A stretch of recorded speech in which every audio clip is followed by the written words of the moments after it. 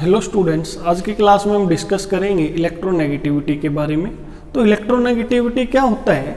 Electronegativity किसी भी एक बॉन्ड के अंदर, जैसे कोई हमारे पास एक बॉन्ड है, ये बॉन्ड है हमारे पास, इस बॉन्ड के अंदर ये दो इलेक्ट्रॉन होते हैं। आपको पता है एक बॉन्ड के अंदर कितने इलेक्ट्रॉन होते हैं? दो। ठीक है, किसी एक बॉन्ड के अंदर ये जो दो इलेक्ट्रॉन होते हैं, ये इलेक्ट्रॉन का एक पेयर होता है। इस इलेक्ट्रॉन के पेयर को कौन सा एटम अपनी तरफ कितना अट्रैक्ट करता है, इस टेंडेंसी को ही हम बोलते हैं इलेक्ट्रोनेगेटिविटी। जैसे हमारे पास ये दो एटम है, ये ए है, ये दूसरा भी ए है। अब इसके अंदर एक ये बॉन्ड है, तो ये बॉन्ड है तो इसके बीच में एक इलेक्ट्रॉन पेयर होगा। जैसे आपको पता है कि एक बॉन्ड एक इलेक्ट्रॉन के पेयर से मिलके बनता है, तो अब ये इलेक्ट्रॉन का एक पेयर है। इस इलेक्ट्रॉन के पेयर को अब कौन सा एटम अपनी तरफ कितना अट्रैक्ट करता है, उसी को हम बोलते हैं इलेक्ट्रोनेगेटिविटी। इलेक्ट्रोनेगेटिविटी क्या होती है? Tendency of a atom of an element to attract the shared pair of an electron towards itself, कि किसी भी बॉन्ड के अंदर जो इलेक्ट्रॉन का एक पेयर होता है उसको अपनी तरफ अट्रैक्ट करने की जो टेंडेंसी होती है एटम की, उसी को बोलते हैं इलेक्ट्रोनेगेटिविटी। अब यहाँ पे ये दोनों एटम सेम है, ये इधर भी ए है, इधर भी ए है, तो यहाँ पे ये जो बॉन्ड, ये जो इलेक्ट्रॉन का पेयर है, ये इधर भी ए है, इधर भी, तो ये इलेक्ट्रॉन का पेयर ना तो ए अपनी तरफ खींच पाएगा, ना ये इधर ए अपनी तरफ खींच पाएगा, क्योंकि ये दोनों क्या है? सेम है। तो इलेक्ट्रॉन का पेयर इन दोनों के सेंटर में रहेगा। लेकिन यहाँ पे अगर ये कोई ए बी टाइप का बॉन्ड है जिसमें ए एटम डिफरेंट है और बी डिफरेंट है, तो यहाँ पे इलेक्ट्रॉन का पेयर, अब इन दोनों एटम की टेंडेंसी सेम नहीं हो सकती। इन दोनों एटम की इलेक्ट्रॉन को, ये पेयर को अपनी तरफ अट्रैक्ट करने की टेंडेंसी डिफरेंट होगी। तो यहाँ पे हम ये मान लेते हैं कि बी वाला जो एटम है वो इलेक्ट्रॉन के पेयर को अपनी तरफ ज़्यादा अट्रैक्ट करने की टेंडेंसी रखता है। तो क्या होगा? ये जो इलेक्ट्रॉन का पेयर है ये सेंटर से मूव करके बी की तरफ आ जाएगा, क्योंकि बी जो एटम है उसकी इलेक्ट्रॉन पेयर को अट्रैक्ट करने की टेंडेंसी ज़्यादा है। तो ये जो इलेक्ट्रॉन पेयर था दोनों एटम के बीच में, ये शिफ्ट होके बी की तरफ आ गया है। अब ये इलेक्ट्रॉन पेयर बी की तरफ मूव कर गया है, तो बी के ऊपर पार्शियल नेगेटिव चार्ज आ जाएगा, क्योंकि इलेक्ट्रॉन्स इसके ज़्यादा नज़दीक हैं, तो इसके पास इलेक्ट्रॉन डेंसिटी ज़्यादा होगी। ए के ऊपर पार्शियल पॉजिटिव चार्ज आ जाएगा। तो बी की टेंडेंसी ज़्यादा है इलेक्ट्रॉन पेयर को अपनी तरफ अट्रैक्ट करने की, तो बी की इलेक्ट्रोनेगेटिविटी भी क्या होगी? ज़्यादा, क्योंकि इलेक्ट्रोनेगेटिविटी किसके बारे में बताती है? किसी भी इलेक्ट्रॉन पेयर को अपनी तरफ अट्रैक्ट करने की जो टेंडेंसी होती है किसी एटम की, उसी को हम बोलते हैं इलेक्ट्रोनेगेटिविटी।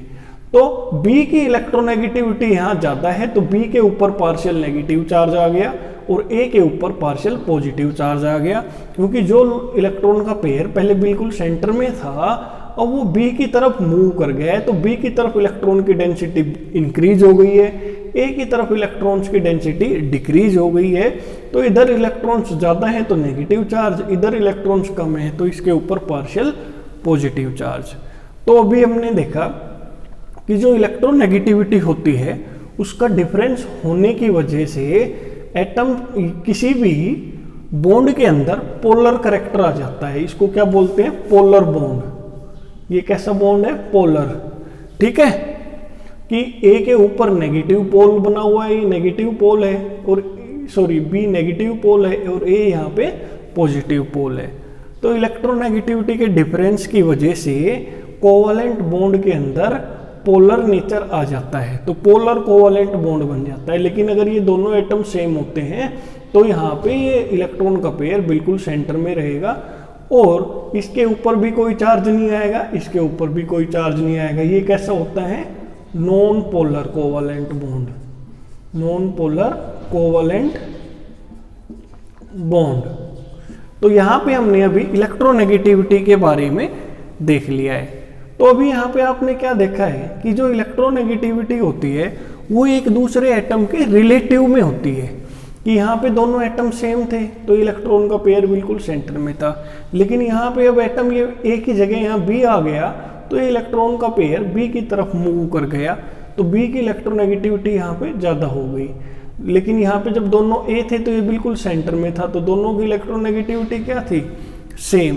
तो ये एक दूसरे के रिलेटिव में होता है कि इलेक्ट्रोनेगेटिविटी का जो कॉन्सेप्ट होता है वो एक दूसरे एटम के रिलेटिव में होता है, किसी भी एक एटम का फिक्स नहीं होता है, ठीक है। एब्सोल्यूट वैल्यू नहीं होती इलेक्ट्रोनेगेटिविटी की किसी भी एटम के लिए। लेकिन फिर भी हमें पता है कि भाई इलेक्ट्रोनेगेटिविटी की जो वैल्यू है किसी भी एक एटम के लिए फिक्स नहीं होती, लेकिन फिर भी साइंटिस्ट्स ने ट्राई किया कि हम एक ऐसी स्केल बना दें इलेक्ट्रोनेगेटिविटी की जिस स्केल के अंदर हर एक एटम की एक फिक्स इलेक्ट्रोनेगेटिविटी हो। तो इसी प्रयास में बहुत सारी इलेक्ट्रोनेगेटिविटी स्केल्स डेवलप हुई। तो सबसे पहले जो इलेक्ट्रोनेगेटिविटी स्केल थी वो उस स्केल का नाम है पोलिंग स्केल। तो पोलिंग स्केल ये लाइनस पोलिंग नाम के साइंटिस्ट थे, 1932 में उन्होंने अपनी इलेक्ट्रोनेगेटिविटी स्केल दी जिसको बोला गया पोलिंग स्केल। ये एक थ्योरेटिकल कंसेप्ट है, ये एक थ्योरेटिकल कॉन्सेप्ट के ऊपर बेस्ड है। क्या माना जाता है इसके अंदर कि हमारे पास ये एक ए बी कोवलेंट बॉन्ड है, ये ए बी कोवलेंट बॉन्ड है, ए और बी के बीच में ये एक कोवलेंट बॉन्ड है। और हम क्या मान रहे हैं कि ये जो ए बी कोवलेंट बॉन्ड बना है ये किससे बना होगा, ए बॉन्ड से और बी के बीच में जो बॉन्ड है उससे। ये यहाँ पे मैंने कोई केमिकल रिएक्शन नहीं लिखी है तो इसको बैलेंस करने की ज़रूरत नहीं है, ये एक केमिकल रिएक्शन नहीं है, ये सिर्फ आपको समझाने के लिए मैंने लिखा है, ठीक है। तो यहाँ पे ये जो ए बी कोवलेंट बॉन्ड है ये किससे बना है, ए बॉन्ड से और बी बॉन्ड से, ठीक है। तो यहाँ पे अब जैसा कि ए और ए के बीच में बॉन्ड है तो दोनों एटम सेम है, तो यहाँ पे कोई भी चार्ज, ये ए और ए एटम सेम है तो यहाँ पे इलेक्ट्रॉन का पेयर सेंटर में होगा, और बी एटम सेम है तो यहाँ पे इलेक्ट्रॉन का पेयर भी सेंटर में होगा। यहाँ ए और बी एटम अलग हैं, लेकिन पोलिंग ने क्या माना कि ए और बी की इलेक्ट्रोनेगेटिविटी को भी उसने सेम मान लिया, उसने अज्यूम कर लिया कि ए और बी जो हैं उनकी इलेक्ट्रोनेगेटिविटी भी क्या है, सेम है। तो इस ए और बी की बॉन्ड की जो बॉन्ड एनर्जी होगी ये ई ए बी क्या है, bond energy of A B bond. तो बॉन्ड एनर्जी क्या होती है कि किसी भी बॉन्ड को तोड़ने के लिए कितनी एनर्जी की हमें ज़रूरत पड़ती है उसको बोलते हैं बॉन्ड एनर्जी। पोलिंग के अकॉर्डिंग ये ई ए बी की जो बॉन्ड एनर्जी होगी वो किसके इक्वल होगी, ई ए बॉन्ड की एनर्जी और ये बी और बी बॉन्ड की एनर्जी के ज्योमेट्रिकल मीन के इक्वल। ये अंडर रूट करके दोनों एनर्जीज के मल्टीप्लिकेशन को हमने अंडर रूट कर दिया। यहाँ ये ज्योमेट्रिकल मीन है कि जो ए बी बॉन्ड है उसकी बॉन्ड एनर्जी किसके इक्वल है, ए बॉन्ड की बॉन्ड एनर्जी और बी बॉन्ड की बॉन्ड एनर्जी के ज्योमेट्रिकल मीन के इक्वल। ऐसा पोलिंग ने माना, पोलिंग के अकॉर्डिंग ये होना चाहिए था। लेकिन एक्सपेरिमेंटली जब देखा गया तो हमारा ए और बी की जो बॉन्ड एनर्जी है, ये जो ए बी का बॉन्ड है इसकी बॉन्ड एनर्जी हमारी ज़्यादा होती है इस ज्योमेट्रिकल मीन से, ठीक है। कि ये ए बी जो बॉन्ड है इसकी बॉन्ड एनर्जी ज़्यादा होती है इस ज्योमेट्रिकल मीन से।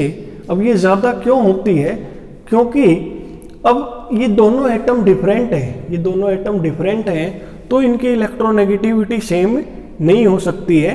पोलिंग ने इनको क्या मान लिया था, सेम, लेकिन ये दोनों एटम की इलेक्ट्रोनेगेटिविटी सेम नहीं हो सकती है। अगर मान लो बी की इलेक्ट्रोनेगेटिविटी ज़्यादा है, किसी दोनों में से किसी एक की ज़्यादा होगी, हम मान रहे हैं कि बी की इलेक्ट्रोनेगेटिविटी ज़्यादा होगी, तो बी की अगर इलेक्ट्रोनेगेटिविटी ज़्यादा है तो बी पे इस टाइप से नेगेटिव चार्ज आएगा और ए के ऊपर इस टाइप से पॉजिटिव चार्ज आ जाएगा। अब यहाँ पे ये जो चार्जेस डेवलप हो गए हैं, पार्शियल चार्जेज हैं, कंप्लीट चार्जेस नहीं है, पार्शियल चार्जेज हैं। तो अब ये ए और बी के ऊपर पार्शियल चार्जेस क्रिएट हो गए हैं।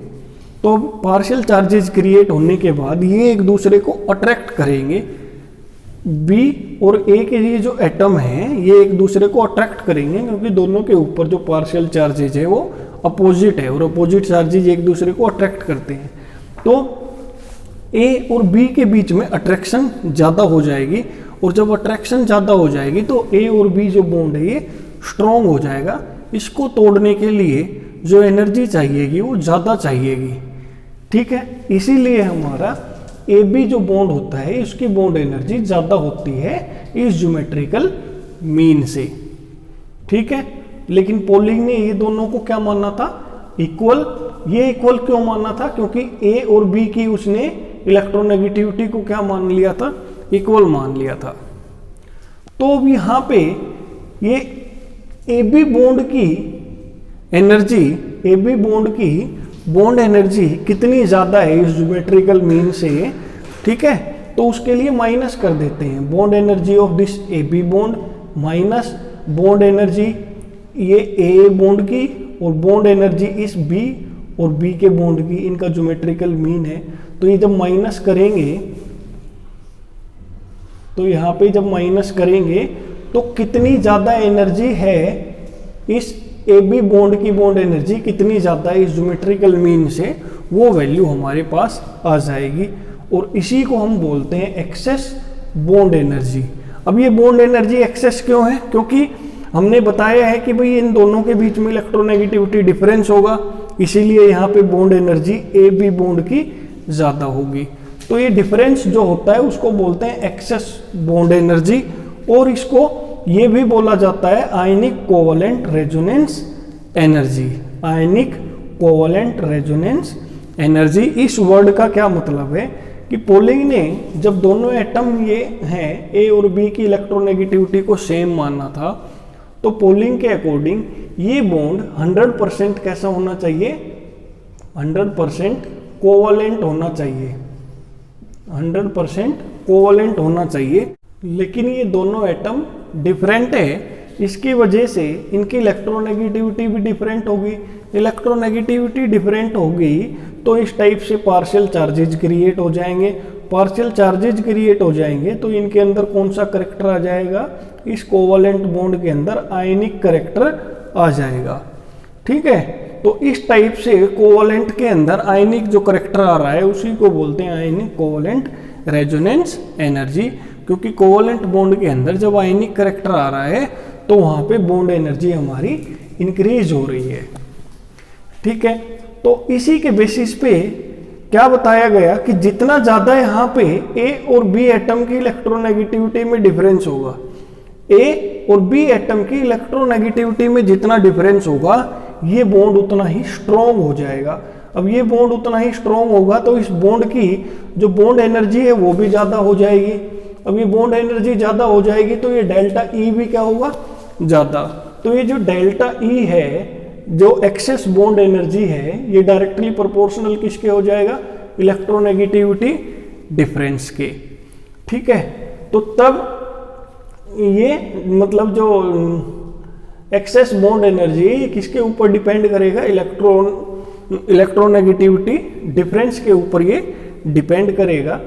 तो इसी के बेसिस पे आगे पोलिंग ने अपनी इलेक्ट्रोनेगेटिविटी के लिए इक्वेशन दी कि जो दो एटम होते हैं किसी भी बॉन्ड के अंदर, जो दो एटम होते हैं, जैसे इस बॉन्ड के अंदर ये दो एटम है ए और बी, इस बॉन्ड के अंदर जो दो एटम है उनकी इलेक्ट्रोनेगेटिविटी का डिफरेंस किसके इक्वल होगा, 0.18 डेल्टा ई का अंडर रूट, ये 1/2 है अंडर रूट, ठीक है। और यहाँ पे ये इसको बोलते हैं जाई या फिर जीटा।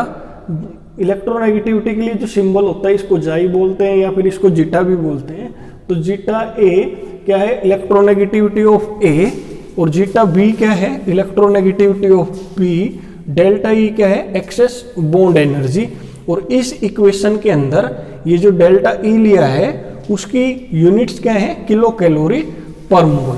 कि इस इक्वेशन के अंदर जो डेल्टा ई है हमारा वो कौन सी यूनिट में है, किलो कैलोरी पर मोल में है। अगर इस डेल्टा ई को हम इलेक्ट्रॉन वोल्ट यूनिट में एक्सप्रेस करते हैं तो इक्वेशन 1 हमारी ये बन जाती है, ठीक है। अगर ये हम डेल्टा ई की यूनिट्स को चेंज करते हैं तो ये एक्सप्रेशन आता है। अगर डेल्टा ई की यूनिट्स को हम जूल में एक्सप्रेस करते हैं तो ये एक्सप्रेशन हमारे पास आ जाता है। तो जो इलेक्ट्रोनेगेटिविटी का डिफरेंस है हम देख रहे हैं वो किसके ऊपर डिपेंड कर रहा है, इस डेल्टा ई के ऊपर। और डेल्टा ई के बारे में हमने देख लिया है कि डेल्टा ई क्या बताता है, एक्सेस बॉन्ड एनर्जी को। ये अलग अलग एक्सप्रेशंस दिए गए हैं पोलिंग के द्वारा इलेक्ट्रोनेगेटिविटी को कैलकुलेट करने के लिए। तो पोलिंग जो स्केल डेवलप हुई इन्हीं एक्सप्रेशंस का यूज करके पोलिंग ने हर एक एलिमेंट के लिए इलेक्ट्रोनेगेटिविटी को कैलकुलेट किया, ठीक है। और जो स्केल बनी उसको बोला गया पोलिंग इलेक्ट्रोनेगेटिविटी स्केल। लेकिन ये जो पोलिंग इलेक्ट्रोनेगेटिविटी स्केल है उसकी कुछ लिमिटेशंस होती है। क्या लिमिटेशन होती है कि जब पोलिंग की इस इक्वेशन में हम इलेक्ट्रोनेगेटिविटी कैलकुलेट करते हैं तो वो किसके ऊपर डिपेंड करती है, डेल्टा ई के ऊपर। अब इस डेल्टा ई को जितना एक्यूरेटली हम कैलकुलेट करेंगे, ये डेल्टा ई की वैल्यू जितनी ज़्यादा एक्यूरेटली हमें पता होगी उतनी ही ज़्यादा एक्यूरेटली हमें इलेक्ट्रोनेगेटिविटीज की वैल्यू का पता चलेगा। तो लिमिटेशन ये है कि इस डेल्टा ई की वैल्यू को ही हम एक्यूरेटली कैलकुलेट नहीं कर सकते हैं, तो जो हमारी वैल्यूज़ होगी इलेक्ट्रोनेगेटिविटीज की वो भी एक्यूरेटली कैलकुलेट नहीं हो पाएगी। तो इसीलिए ये लिमिटेशन है पोलिंग इलेक्ट्रोनेगेटिविटी स्केल की। पोलिंग ने यहाँ पे हाइड्रोजन की इलेक्ट्रोनेगेटिविटी को 2.1 मान लिया कि यहाँ पे एक एटम की इलेक्ट्रोनेगेटिविटी यहाँ पे फिक्स कर दी, तो बाकी दूसरे एटम जो हाइड्रोजन के साथ कोई दूसरा एटम बॉन्ड बनाएगा जैसे बी, तो दूसरे एटम की इलेक्ट्रोनेगेटिविटी कैलकुलेट हो जाएगी इस डेल्टा ई वैल्यू से, इस बॉन्ड की डेल्टा ई वैल्यू से। तो ऐसे पोलिंग ने अपनी इलेक्ट्रोनेगेटिविटी स्केल को डेवलप किया था। इसके बाद अभी हम देखते हैं जो नेक्स्ट स्केल ऑफ इलेक्ट्रोनेगेटिविटी होती है वो है Mulliken scale of electronegativity. Mulliken ने जो इलेक्ट्रोनेगेटिविटी की स्केल बनाई उसने क्या माना कि किसी भी एटम की जो इलेक्ट्रोनेगेटिविटी होती है वो किसके ऊपर डिपेंड करती है, आयनाइजेशन एनर्जी के और इलेक्ट्रॉन एफिनिटी के, कि उस एटम की आयनाइजेशन एनर्जी और इलेक्ट्रॉन एफिनिटी के ऊपर उस एटम की इलेक्ट्रॉन नेगेटिविटी डिपेंड करेगी। और क्या होता है, मुलिकन के अकॉर्डिंग किसी भी एटम की इलेक्ट्रोनेगेटिविटी किसके इक्वल होती है, आयनाइजेशन एनर्जी और इलेक्ट्रॉन एफिनिटी के मीन के इक्वल होती है। दोनों को ऐड करके 2 से डिवाइड कर देते हैं तो हमारे पास इलेक्ट्रोनेगेटिविटी की वैल्यू आ जाती है। लेकिन ये जो वैल्यूज हैं यहाँ पे ध्यान रहे, आयनाइजेशन एनर्जी और इलेक्ट्रॉन एफिनिटी की जो वैल्यूज है ये कौन सी यूनिट में है, इलेक्ट्रॉन वोल्ट पर एटम में। आयनाइजेशन एनर्जी और इलेक्ट्रॉन एफिनिटी की यहाँ पे जो यूनिट है वो इलेक्ट्रॉन वोल्ट पर एटम में है। लेकिन जो मुलिकन की वैल्यूज होती है वो 2.8 टाइम्स होती है पोलिंग वैल्यूज के लिए, कि मुलिकन ने किसी भी एटम की मान लो इलेक्ट्रोनेगेटिविटी को फाइंड आउट किया और फिर हमने पोलिंग स्केल को चेक किया तो मुलिकन ने जिस एटम की इलेक्ट्रोनेगेटिविटी को फाइंड आउट किया वो 2.8 टाइम्स मिली पोलिंग की इलेक्ट्रोनेगेटिविटी वैल्यूज के, ठीक है। तो मुलिकन की जो इलेक्ट्रोनेगेटिविटी की वैल्यूज है वो 2.8 टाइम्स है पोलिंग की वैल्यूज के। तो पोलिंग की वैल्यूज किसके इक्वल हो जाएगी, मुलिकन की वैल्यूज डिवाइडेड बाय ये इधर आएगा 2.8, ठीक है। तो अब मुलिकन की वैल्यूज कहाँ से है, ये इक्वेशन 1 से, ionization energy plus electron affinity divided by 2, और ये 2.8 का ये फैक्टर यहाँ पे और आ जाता है कि मुलिकन की वैल्यूज को हमने पोलिंग वैल्यूज में एक्सप्रेस कर दिया है। और ये कितना आता है, ionization energy plus electron affinity, नीचे अब ये 5.6 आ जाता है, ठीक है। और यहाँ पे भी जो इलेक्ट्रॉन एफिनिटी और आयनाइजेशन एनर्जीज की वैल्यूज हैं वो इलेक्ट्रॉन वोल्ट पर एटम में है, यहाँ पे भी इलेक्ट्रॉन वोल्ट पर एटम में है ये आयनाइजेशन एनर्जी और इलेक्ट्रॉन एफिनिटी की वैल्यूज। लेकिन अगर हमें क्वेश्चन में आयनाइजेशन एनर्जी और इलेक्ट्रॉन एफिनिटी की वैल्यूज अगर किलो जूल पर मोल में दे रखी हो तो हम कैसे फाइंड आउट करेंगे इलेक्ट्रोनेगेटिविटी। तो हमें पता है कि 1 इलेक्ट्रॉन वोल्ट पर एटम किसके इक्वल होता है, 1.6 इंटू 10⁻⁻19 जूल पर एटम। ये पर एटम है, हमें किस में निकालना है, ये जूल पर एटम है, हमें क्या निकालना है, जूल पर मोल। तो इसको एवोगैड्रो नंबर से मल्टीप्लाई कर देंगे, ठीक है, तो ये जूल पर मोल आ जाएगी। जब इसको सोल्व करेंगे, इनको मल्टीप्लाई करेंगे, तो ये जो एग्जैक्ट वैल्यू आती है 96.45 किलो जूल पर मोल आता है।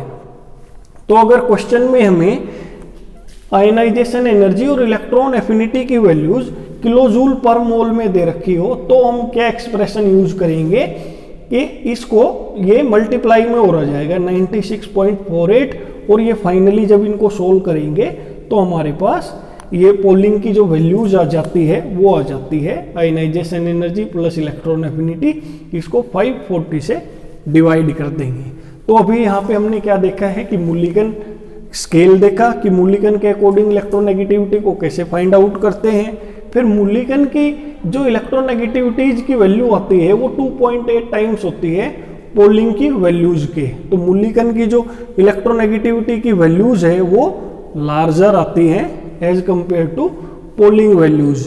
तो वहां से फिर हमने मुल्लिगन की जो इलेक्ट्रोनेगेटिविटी की वैल्यूज थी उनको पोलिंग की वैल्यूज में एक्सप्रेस कर दिया, और फिर यहाँ पे हमने एक्सप्रेशन देखा कि अगर आयनाइजेशन एनर्जी और इलेक्ट्रॉन एफिनिटी की वैल्यूज किलो जूल पर मोल में दे रखे हो और वहाँ पे हमें इलेक्ट्रोनेगेटिविटी निकालनी हो, तो कौन सा एक्सप्रेशन यूज करेंगे, हम ये एक्सप्रेशन यूज करेंगे, ठीक है। तो यहाँ पे ये मुल्लिगन स्केल के बारे में अभी हमने पढ़ लिया है, लेकिन मुल्लिगन जो स्केल है इसकी भी कुछ डिसएडवांटेजेस हैं। क्या डिसएडवांटेजेस है कि मुल्लिगन के अकॉर्डिंग जो इलेक्ट्रोनेगेटिविटी हम कैलकुलेट करते हैं एलिमेंट्स के लिए वो किसके ऊपर डिपेंड करती है, आयनाइजेशन एनर्जी उस एटम की और उस एटम की इलेक्ट्रॉन एफिनिटी। तो कितना एक्यूरेटली हम इलेक्ट्रोनेगेटिविटी को फाइंड आउट करेंगे उस एटम के लिए वो इस चीज के ऊपर डिपेंड करेगा कि उस एटम की हमें कितनी एक्यूरेटली आयनाइजेशन एनर्जी पता है और कितनी एक्यूरेटली उस एटम की इलेक्ट्रॉन एफिनिटी हमें पता है। लेकिन हमें ये जो इलेक्ट्रोनेगेटिविटीज की जो वैल्यू है ये जनरली एक्यूरेटली नोन नहीं होती है, आयनाइजेशन एनर्जी और इलेक्ट्रॉन एफिनिटी। इसीलिए जो इलेक्ट्रोनेगेटिविटी की जो वैल्यूज होती है वो भी एक्यूरेटली कैलकुलेट नहीं की जा सकती है। सेकेंड लिमिटेशन क्या है कि जो आयनाइजेशन एनर्जी की वैल्यू है और इलेक्ट्रॉन एफिनिटी की वैल्यू है, ठीक है, वो चेंज हो जाती है अगर ऑक्सीडेशन स्टेट हमारे एटम की चेंज होती है। तो नेक्स्ट अभी आता है मुल्लिगन जेफे स्केल ऑफ इलेक्ट्रोनेगेटिविटी। तो इस मेथड में क्या किया था मुल्लिगन और जेफे ने कि इलेक्ट्रोनेगेटिविटी को कैलकुलेट किया था as a function of hybridization, कि जिस एटम की इलेक्ट्रोनेगेटिविटी कैलकुलेट कर रहे हैं उस एटम की इलेक्ट्रोनेगेटिविटी किस पे डिपेंड करेगी, हाइब्रिडाइजेशन पे, और किसके ऊपर डिपेंड करेगी, चार्ज ऑफ द एटम पे। मुल्लिगन और जेफे ने यह बताया था कि अगर एस कैरेक्टर हमारा बढ़ जाता है, अगर एस कैरेक्टर बढ़ जाता है तो इलेक्ट्रोनेगेटिविटी भी उस एटम की बढ़ जाती है।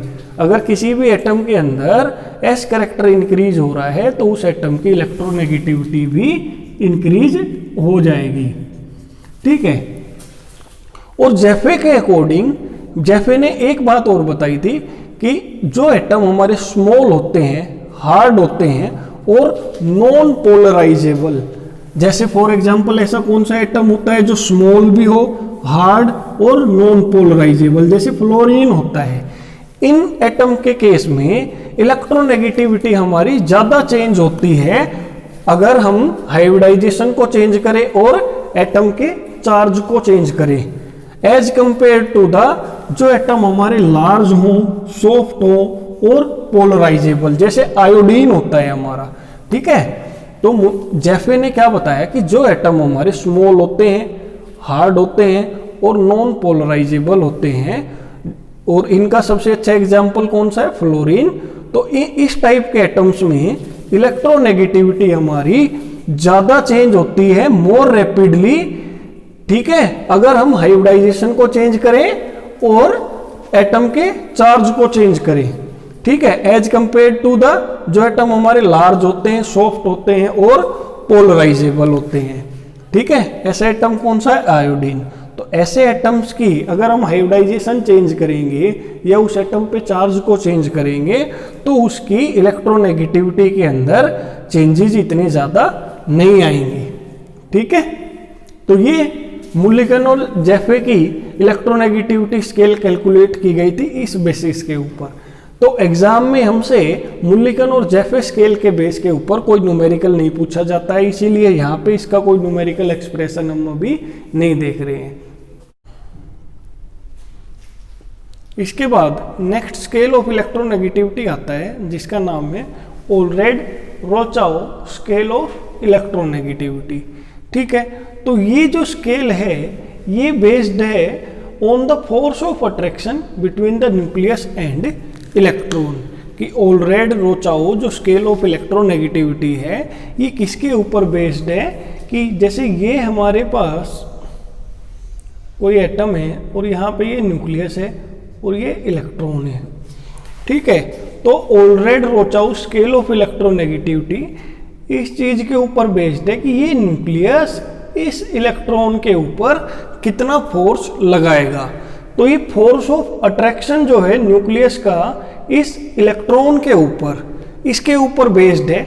और इस स्केल के अकॉर्डिंग इन्होंने इलेक्ट्रोनेगेटिविटी की एक नई डेफिनेशन दी। इनके अकॉर्डिंग इलेक्ट्रोनेगेटिविटी क्या होती है कि electronegativity is equal to electrostatic force exerted by the effective nuclear charge on the outermost electron at a distance r from the nucleus।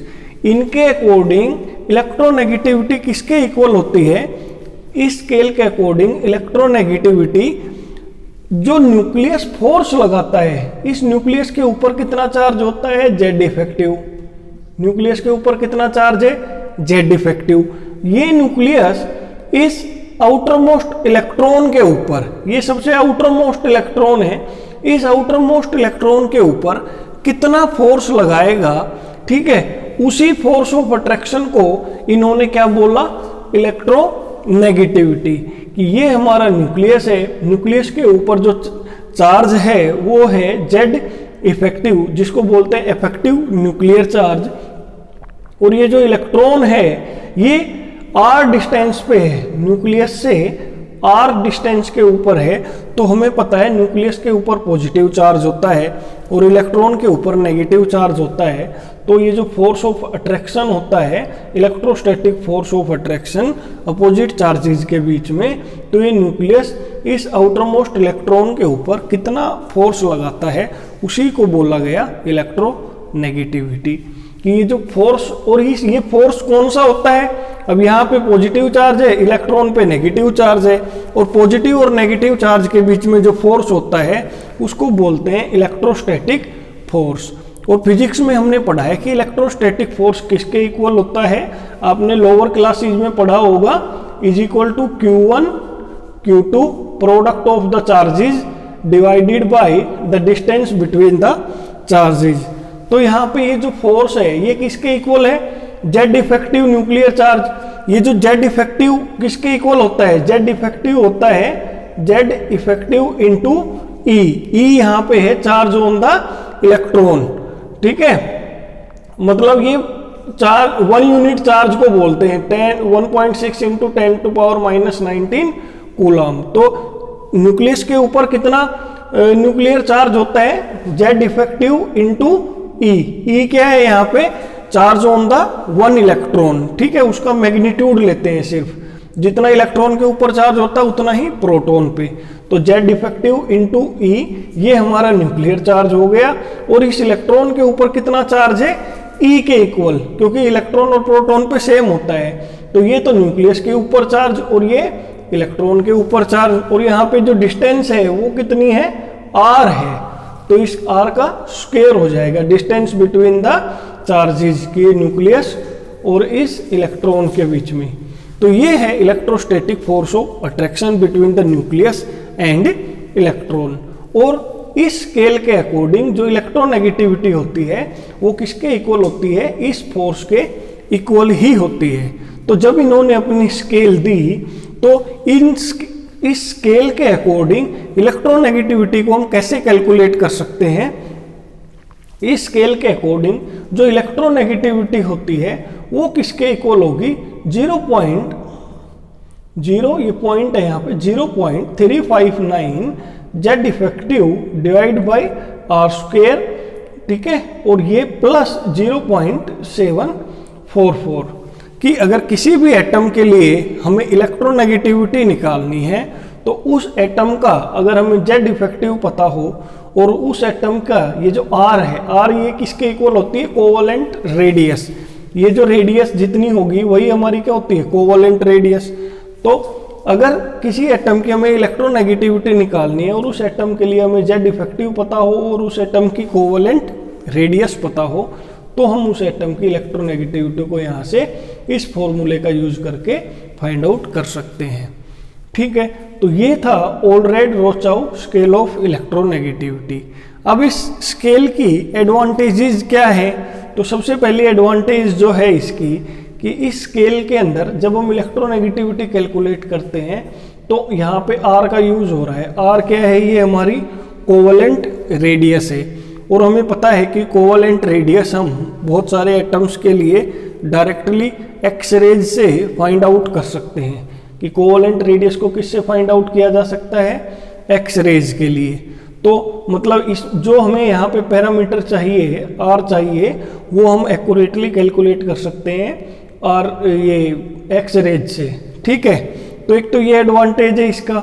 दूसरा एडवांटेज क्या है कि ये जो हमने यहाँ पे पढ़ा है कि इस स्केल के का जो बेसिस है वो क्या बेसिस है कि यहाँ पे इलेक्ट्रोस्टैटिक जो फोर्स ऑफ अट्रैक्शन है न्यूक्लियस और इस इलेक्ट्रॉन के बीच, कि न्यूक्लियस और आउटर मोस्ट इलेक्ट्रॉन के बीच में जो इलेक्ट्रोस्टैटिक फोर्स ऑफ अट्रैक्शन है उसी के बेस पे ये स्केल हमारी बनी है।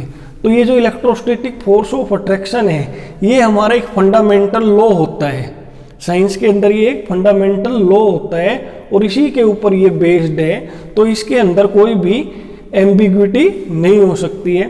तो ये इसकी सेकेंड एडवांटेज हो गई है। अब डिसएडवांटेज क्या है इसका, ये जो स्केल है इसके अंदर जब हम इलेक्ट्रोनेगेटिविटी कैलकुलेट करते हैं तो यहाँ पे हमें जेड इफेक्टिव की वैल्यू चाहिए और जेड इफेक्टिव हमें पता है कि जेड इफेक्टिव कहाँ से हम कैलकुलेट करते हैं, स्लेटर रूल से। जेड इफेक्टिव को कैलकुलेट कैसे किया जाता है, स्लेटर रूल्स की हेल्प से। लेकिन जो स्लेटर रूल्स है वो कम्प्लीटली एम्पेरिकल है, सिर्फ और सिर्फ वो अनुभव के बेस के ऊपर बनाए गए हैं। ठीक है, ऑब्जर्वेशन के बेस के ऊपर बनाए गए हैं। तो कई बार ऐसा हो सकता है कि स्लेटर रूल से हम जेड इफेक्टिव की वैल्यू कैलकुलेट करें तो जेड इफेक्टिव की जो वैल्यू आएगी वो एक्यूरेट नहीं हो पाए, और अगर जेड इफेक्टिव हमारी वैल्यू एक्यूरेट नहीं होगी तो यहाँ से जो इलेक्ट्रोनेगेटिविटी की वैल्यू कैलकुलेट होगी वो भी हमारी एक्यूरेट नहीं आ पाएगी। तो ये इसकी एक डिसएडवांटेज है और ये हमने यहाँ पे एडवांटेजेस देख ली इसकी। नेक्स्ट स्केल ऑफ इलेक्ट्रोनेगेटिविटी है Sanderson scale of electronegativity. Sanderson scale of electronegativity में जो हमारी इलेक्ट्रोनेगेटिविटी होती है वो इक्वल होती है स्टेबिलिटी रेशो के। अब ये स्टेबिलिटी रेशो क्या होता है, स्टेबिलिटी रेशो होता है D/DI। अब ये D क्या है, यहाँ पे D है कि जिस एटम के लिए हमें इलेक्ट्रोनेगेटिविटी कैलकुलेट करनी है तो उस एटम के अराउंड में कितनी इलेक्ट्रॉन डेंसिटी है, electron density of the atom. तो उस एटम के अराउंड में कितनी इलेक्ट्रॉन डेंसिटी है उसको बोला गया है D। DI क्या है कि अगर हम ये मान लें कि हमारा सेम एटम जिसके बारे में हम बात कर रहे हैं कि अगर ये एटम हमारा एक नोबल गैस का एटम होता, हाइपोथेटिकली हम मान रहे हैं कि अगर ये एटम हमारा एक नोबल गैस का एटम होता तो इसके अराउंड में कितनी इलेक्ट्रॉन डेंसिटी होती, उसको बोला गया है DI। ठीक है, तो D/DI का जो रेशो होता है उसी को बोलते हैं स्टेबिलिटी रेशो। तो स्टेबिलिटी रेशो क्या है, ratio of the average electron density around the nucleus and its hypothetical electron density which the atom would have if it were an inert atom। कि एक तो एक्चुअल में एटम के around में कितनी इलेक्ट्रॉन डेंसिटी है और अगर एटम वो नोबल गैस का एटम होता, अगर जो एटम है वो एक नोबल गैस होता तो उसके अराउंड में कितनी इलेक्ट्रॉन डेंसिटी होती, हाइपोथेटिकली उसको माना गया है DI। तो ये सैंडरसन स्केल में हम डिस्कस करते हैं। अब अगर हम सैंडरसन स्केल से जो इलेक्ट्रोनेगेटिविटी की वैल्यूज आती है और पोलिंग स्केल से इलेक्ट्रोनेगेटिविटीज की जो वैल्यू आती है, अगर हम उनको कंपेयर करें तो हमारे पास क्या रिलेशन आता है पोलिंग स्केल की इलेक्ट्रोनेगेटिविटीज और सैंडरसन स्केल की इलेक्ट्रोनेगेटिविटीज के बीच में, कि जो पोलिंग के अकॉर्डिंग जो इलेक्ट्रोनेगेटिविटीज होती है वो किसके इक्वल होती है, 0.21 और यहाँ पे into electronegativity on Sanderson scale. ये क्या है हमारी electronegativity on Sanderson scale plus 0.77 की जो पोलिंग स्केल की इलेक्ट्रोनेगेटिविटी होगी वो किसके इक्वल होगी, 0.21 इंटू ये इलेक्ट्रोनेगेटिविटी है सैंडरसन स्केल पे प्लस 0.77। ये जो जीटा एस है ये है सैंडरसन इलेक्ट्रोनेगेटिविटी, सैंडरसन इलेक्ट्रोनेगेटिविटी।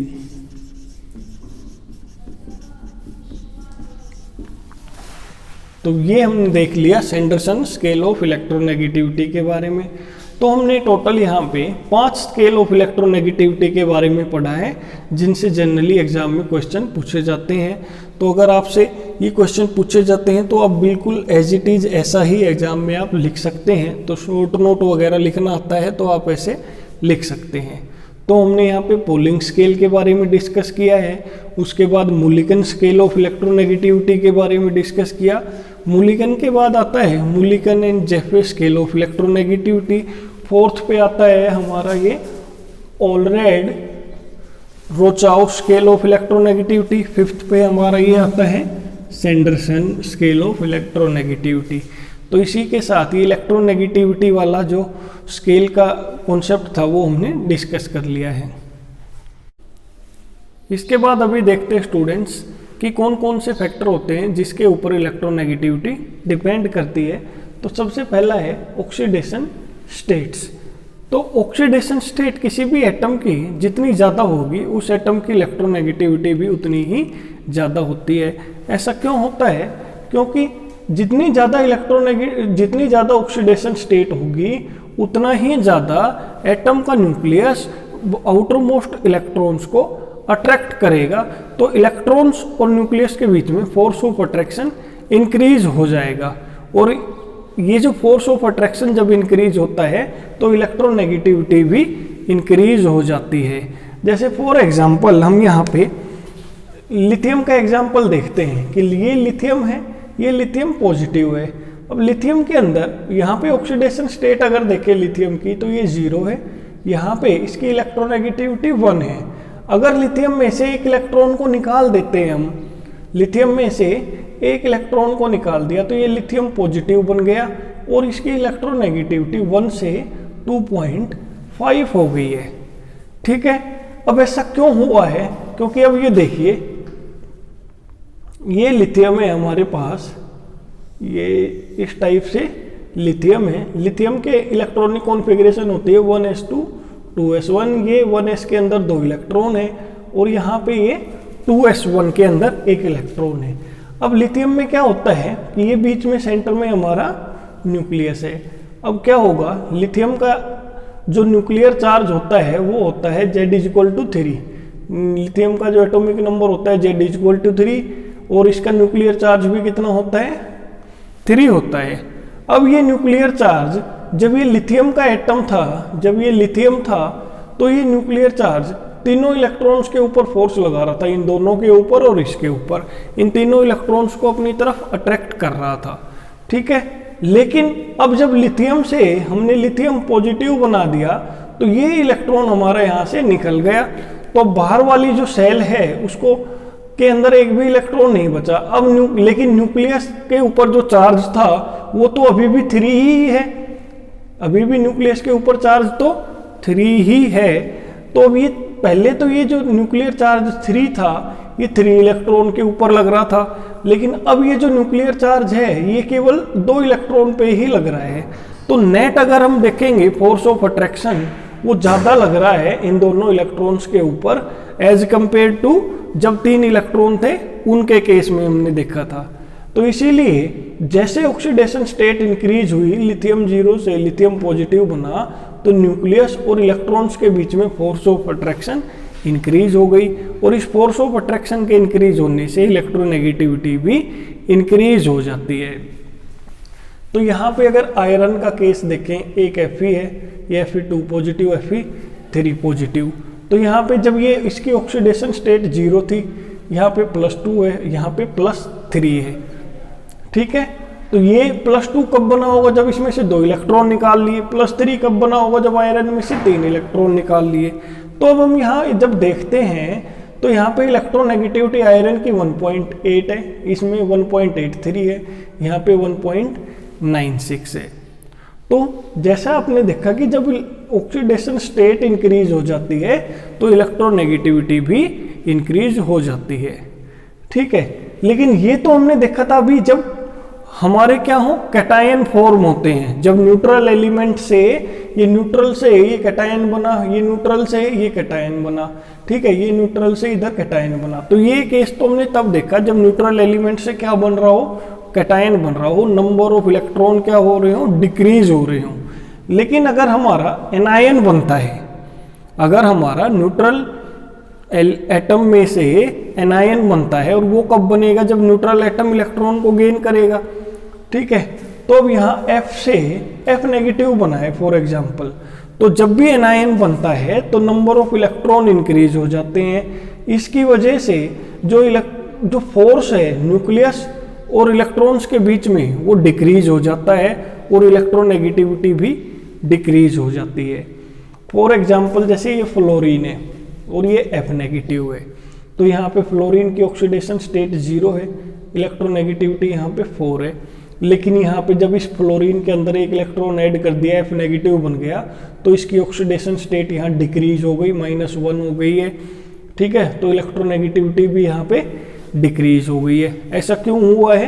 क्योंकि जब फ्लोरीन को हम देखते हैं तो फ्लोरीन की इलेक्ट्रॉनिक कॉन्फ़िगरेशन होती है 1s2 2s2 2p5। तो यहाँ पे ये 1s के अंदर 2 इलेक्ट्रॉन और 2s के अंदर 7 इलेक्ट्रॉन। तो यहाँ 1s के अंदर ये 2 इलेक्ट्रॉन है, 2s के अंदर 4 5 6 7, ठीक है। तो अब ये 7 इलेक्ट्रॉन है। जब इसके पहले और फ्लोरीन के केस में जो न्यूक्लियर चार्ज है वो कितना है? 9 है। न्यूक्लियर चार्ज 9 होता है, तो पहले ये जो 9 यूनिट का जो न्यूक्लियर चार्ज है वो 9 इलेक्ट्रॉन पे लग रहा था। जब इसके अंदर हमने 1 इलेक्ट्रॉन और ऐड कर दिया, फ्लोरीन से हमने F नेगेटिव बना दिया, तो नंबर ऑफ इलेक्ट्रॉन क्या हो गए यहाँ पे? इंक्रीज। तो 1 इलेक्ट्रॉन और आ गया यहाँ पे, लेकिन न्यूक्लियर चार्ज हमारा क्या रहा? सेम। तो अब ये पहले तो ये 9 यूनिट का न्यूक्लियर चार्ज कम इलेक्ट्रॉन के ऊपर फोर्स लगा रहा था, अब ये नंबर ऑफ इलेक्ट्रॉन यहाँ पे इंक्रीज हो गए हैं। अब इलेक्ट्रॉन इंक्रीज हो गए हैं तो पर इलेक्ट्रॉन के ऊपर अब फोर्स कम लगेगा, क्योंकि नंबर ऑफ इलेक्ट्रॉन तो बढ़ गए हैं, न्यूक्लियर चार्ज हमारा सेम रहा है। इसलिए पर इलेक्ट्रॉन का अगर देखेंगे तो जो न्यूक्लियर का फोर्स लग रहा है वो कम लग रहा है, इसीलिए इलेक्ट्रॉन और न्यूक्लियस के बीच में फोर्स ऑफ अट्रैक्शन डिक्रीज हो जाएगा और इलेक्ट्रोनेगेटिविटी भी डिक्रीज हो जाएगी। तो इसीलिए हम कहते हैं कि electronegativity decreases with increase in negative charge, कि ऐसे ही हमारा ऑक्सीजन है, ऑक्सीजन से जब O2 नेगेटिव बना देते हैं तो इसकी इलेक्ट्रोनेगेटिविटी भी डिक्रीज हो जाती है। ऑक्सीजन की इलेक्ट्रोनेगेटिविटी ज़्यादा होती है O2 नेगेटिव से, तो एक्सप्लेनेशन उसकी भी सेम रहेगी। इसके बाद हम देखते हैं कि नेक्स्ट फैक्टर कौन सा है? टाइप ऑफ हाइब्रिडाइजेशन, ठीक है, कि किसी भी एटम के अंदर अगर हाइब्रिड ऑर्बिटल्स हैं, किसी भी एटम के अंदर अगर जो हाइब्रिड ऑर्बिटल्स हैं उनमें s कैरेक्टर ज़्यादा होगा, ठीक है, s कैरेक्टर ज़्यादा होगा तो उन एटम की इलेक्ट्रोनेगेटिविटी भी ज़्यादा होगी। अब ऐसा क्यों होता है कि s कैरेक्टर ज़्यादा होता है तो इलेक्ट्रोनेगेटिविटी भी ज़्यादा होती है? ऐसा इसलिए होता है कि हमने लास्ट क्लास में आयनाइजेशन एनर्जी को जब डिस्कस किया था तो वहाँ पे पेनिट्रेशन इफेक्ट के बारे में मैंने बताया था। पेनिट्रेशन इफेक्ट क्या होता है कि जो s ऑर्बिटल होते हैं वो न्यूक्लियस के ज़्यादा अंदर तक पेनिट्रेट कर पाते हैं, p ऑर्बिटल न्यूक्लियस के थोड़ा दूर रहते हैं, d की डिस्टेंस और दूर होती है और f सबसे दूर होते हैं। कहने का मतलब कि ये हमारा न्यूक्लियस है तो s ऑर्बिटल न्यूक्लियस के नज़दीक होंगे, p ऑर्बिटल थोड़े दूर, d और दूर और f और दूर। ये s p d and f कि s वाले ऑर्बिटल न्यूक्लियस के नज़दीक होते हैं। तो अब s ऑर्बिटल न्यूक्लियस के नज़दीक हैं तो s ऑर्बिटल के अंदर जो इलेक्ट्रॉन्स होंगे उनके ऊपर न्यूक्लियस ज़्यादा फोर्स लगाएगा। अब इलेक्ट्रॉन अगर p ऑर्बिटल में है तो यहाँ पे डिस्टेंस बढ़ जाएगी तो न्यूक्लियस का फोर्स भी कम लगेगा, और f ऑर्बिटल में अगर इलेक्ट्रॉन होंगे तो न्यूक्लियस का फोर्स और भी कम लगेगा। तो कहने का मतलब जितने ज़्यादा हमारा इलेक्ट्रॉन s ऑर्बिटल में रहेगा उतना ही ज़्यादा उन इलेक्ट्रॉन के ऊपर न्यूक्लियस फोर्स लगाएगा और इलेक्ट्रोनेगेटिविटी हमारी इंक्रीज हो जाती है अगर न्यूक्लियस और आउटर मोस्ट इलेक्ट्रॉन के बीच में फोर्स ऑफ अट्रैक्शन इंक्रीज होता है। तो इसीलिए हम कहते हैं कि s कैरेक्टर जितना ज़्यादा होगा इलेक्ट्रोनेगेटिविटी उस एटम की उतनी ही ज़्यादा होगी। फॉर एग्जाम्पल जैसे यहाँ पे एक ये मीथेन है, ये इथीन है और ये इथाइन है। तो ये एल्केन है, ये एल्कीन है, एल्काइन है। तो एल्केन के अंदर ये जो कार्बन एटम है, सेंट्रल एटम है, इस कार्बन एटम की हाइब्रिडाइजेशन होती है sp3। और यहाँ पे जो एल्कीन है, यहाँ पे जो कार्बन एटम है इसकी हाइब्रिडाइजेशन होती है sp2। और ये जो कार्बन एटम है एल्काइन के अंदर इसकी हाइब्रिडाइजेशन होती है sp। तो यहाँ पे देखेंगे हम 4 हाइब्रिड ऑर्बिटल है टोटल, एक s है और 3 p। तो 4 में से s का करैक्टर कितना होगा ये हम नेक्स्ट चैप्टर में वैसे देखेंगे हाइब्रिडाइजेशन के बारे में, लेकिन अभी यहाँ पे मैं बता देता हूँ कि sp3 जब हाइब्रिडाइजेशन होती है तो परसेंटेज s करैक्टर वहाँ पे 25% होता है, क्योंकि 4 हाइब्रिड ऑर्बिटल में से केवल एक ही s ऑर्बिटल है। यहाँ पे ये sp2 हाइब्रिडाइजेशन है तो s करैक्टर यहाँ पे 33% है। यहाँ पे 2 हाइब्रिड ऑर्बिटल हैं sp ऑर्बिटल sp हाइब्रिडाइजेशन, यहाँ पे s करैक्टर हमारा 50% है, 50% इसमें p करैक्टर है। तो जब हम मीथेन से इधर इथाइन तक आ रहे हैं तो हाइब्रिडाइजेशन sp3 से sp में चेंज हो रही है, s करैक्टर 25% से 50% तक इंक्रीज हो गया है, इसीलिए इलेक्ट्रोनेगेटिविटी भी हमारी इधर इंक्रीज हो गई है। तो s करैक्टर इंक्रीज होने से इलेक्ट्रोनेगेटिविटी इंक्रीज हो जाती है, क्योंकि s ऑर्बिटल्स इलेक्ट्रॉन न्यूक्लियस के ज़्यादा नज़दीक होते हैं। इसी तरह अगर नाइट्रोजन का हम देखें कि यहाँ पे अमोनिया है, ये पिरिडीन है और ये नाइट्राइल्स है। तो यहाँ पे नाइट्रोजन की हाइब्रिडाइजेशन sp3 है, यहाँ नाइट्रोजन की हाइब्रिडाइजेशन sp2 है, यहाँ नाइट्रोजन की हाइब्रिडाइजेशन sp है।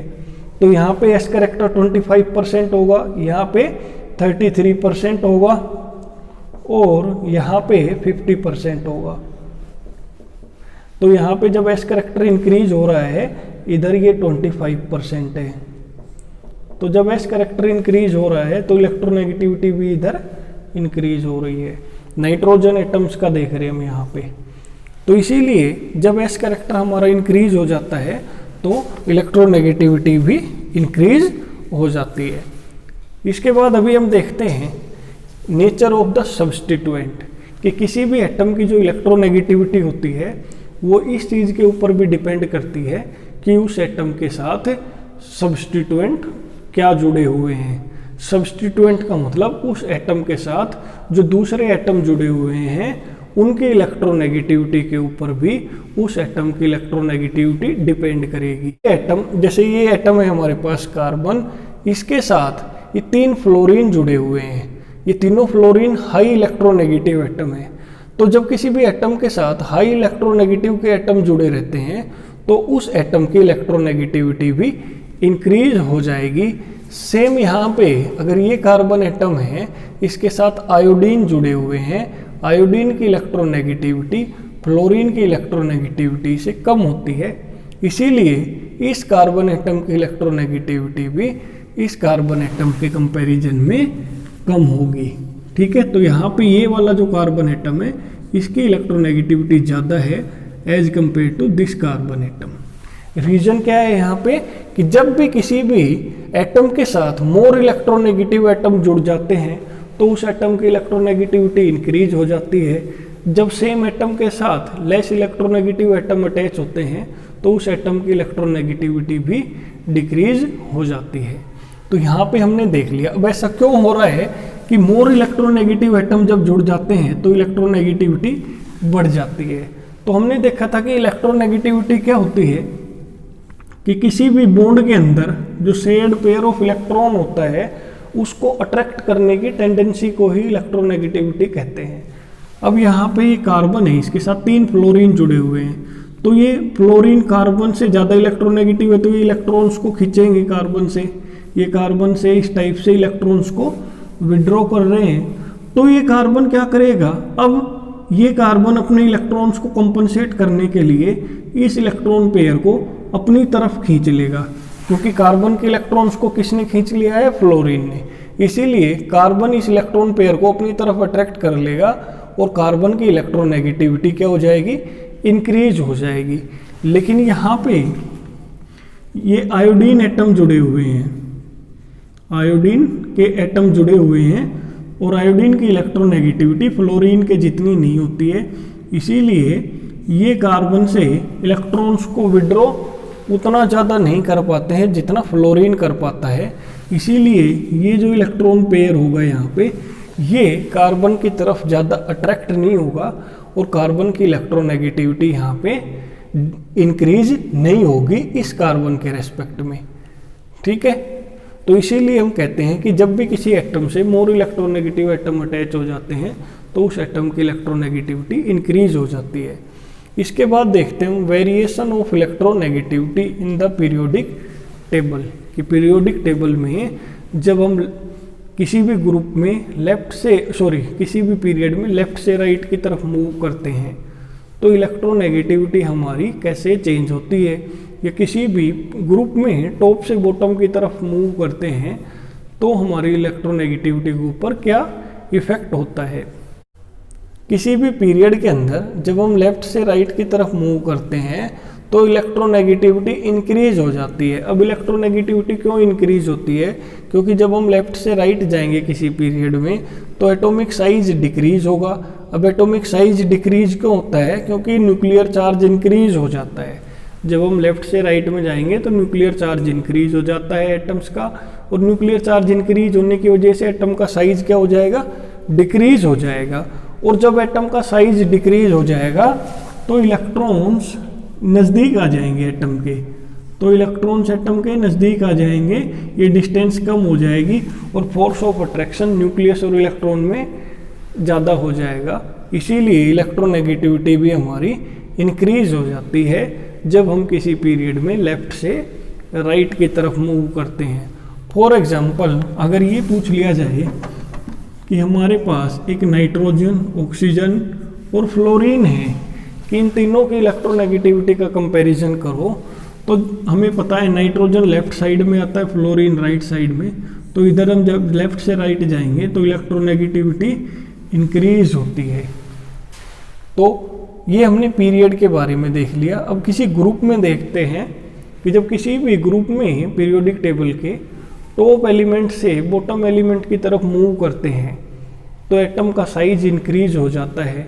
अब एटम का साइज इंक्रीज हो जाएगा तो न्यूक्लियस और आउटर मोस्ट इलेक्ट्रॉन की जो डिस्टेंस है वो भी इंक्रीज हो जाएगी। अब न्यूक्लियस और आउटर मोस्ट इलेक्ट्रॉन की डिस्टेंस इंक्रीज हो गई है तो फोर्स ऑफ अट्रैक्शन न्यूक्लियस और आउटर मोस्ट इलेक्ट्रॉन में वो भी डिक्रीज हो जाएगा। और जब ये फोर्स ऑफ अट्रैक्शन डिक्रीज हो जाता है तो इलेक्ट्रोनेगेटिविटी भी डिक्रीज हो जाती है। फॉर एग्जांपल जैसे हम हेलोजेंस के केस में फ्लोरीन से क्लोरीन, नीचे ब्रोमीन और आयोडीन की तरफ मूव करते हैं तो टॉप से बॉटम जब हम जाएंगे तो इलेक्ट्रोनेगेटिविटी डिक्रीज हो जाएगी। फ्लोरीन की इलेक्ट्रोनेगेटिविटी पीरियोडिक टेबल में सबसे हाईएस्ट होती है।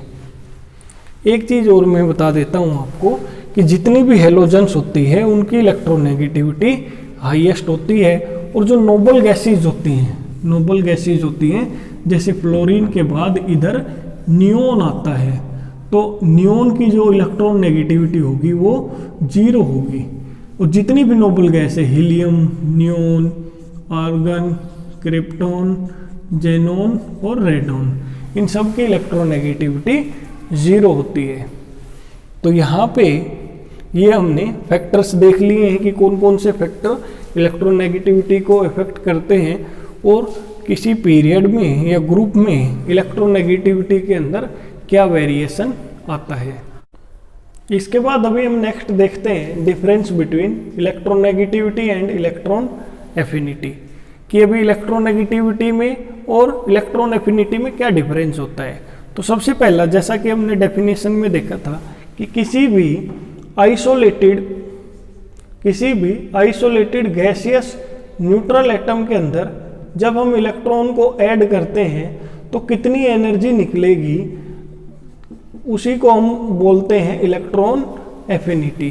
कि आइसोलेटेड गैसियस एटम के अंदर जब ये इलेक्ट्रॉन ऐड किया तो कितनी एनर्जी निकलेगी, उसी को हम बोलते हैं इलेक्ट्रॉन एफिनिटी।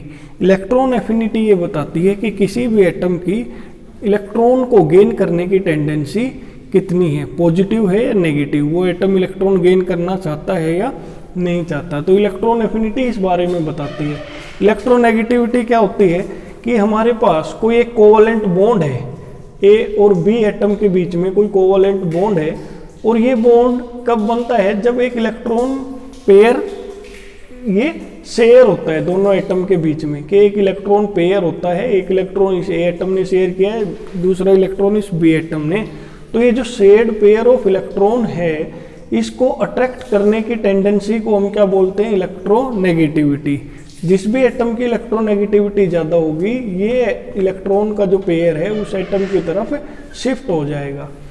तो पहला जो डिफरेंस है वो तो है, इनकी डेफिनेशन ही हम यहाँ पे लिख सकते हैं। सेकेंड डिफरेंस हो जाएगा कि इलेक्ट्रोनेगेटिविटी की कोई यूनिट नहीं होती है, इलेक्ट्रोनेगेटिविटी की कोई यूनिट नहीं होती है, लेकिन इलेक्ट्रॉन एफिनिटी जैसा कि हमने देखा कि एक एनर्जी रिलीज को बताता है कि कितनी एनर्जी रिलीज होती है जब हम एक इलेक्ट्रॉन को ऐड करते हैं किसी न्यूट्रल गैसियस एटम के अंदर।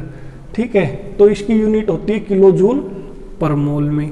इलेक्ट्रोनेगेटिविटी की जो वैल्यूज है वो फिक्स नहीं होती है, इलेक्ट्रोनेगेटिविटी की वैल्यू चेंज हो जाती है। जैसा अभी हमने देखा था कि अगर एटम की हाइब्रिडाइजेशन चेंज हो जाए, अगर एटम की ऑक्सीडेशन स्टेट चेंज होती है तो इलेक्ट्रोनेगेटिविटीज की वैल्यू चेंज हो जाती है, लेकिन इलेक्ट्रॉन एफिनिटी की वैल्यूज फिक्स होती है। इसके बाद जैसा कि अभी हमने यहाँ पे देखा कि इलेक्ट्रोनेगेटिविटी है वो केवल तभी हम डिफाइन करते हैं जब एक बॉन्ड बना रहता है दो एटम के बीच में। जब दो एटम बॉन्डेड स्टेट में होते हैं तभी हम इलेक्ट्रोनेगेटिविटी को डिफाइन कर सकते हैं कि ये जो शेयर्ड पेयर ऑफ इलेक्ट्रॉन है ये किस एटम की तरफ मूव करता है या कौन सा एटम इसको ज़्यादा अट्रैक्ट करता है। तो ये एक प्रॉपर्टी होती है बॉन्डेड एटम्स की, बॉन्डेड एटम्स।